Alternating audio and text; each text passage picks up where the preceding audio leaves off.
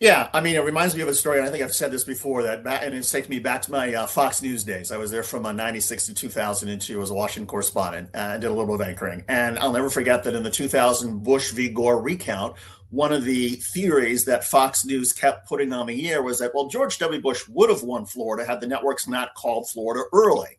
In other words, they called it at 7 o'clock, but it was 8 o'clock in the panhandle. The polls were still open. And so somehow this disenfranchised all sorts of Bush voters, and therefore, Al Gore. That's why Al Gore was so close.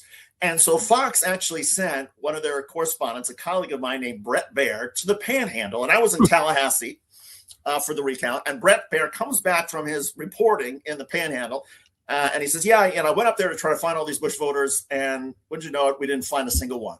I said, "Brett, you didn't find a single voter who got out of line or changed race?" Like, "No, not one." I said, "Oh, well, you're going to do that story, right?" He's like, "I'm not doing that story." He says, "I don't want to contradict this theory.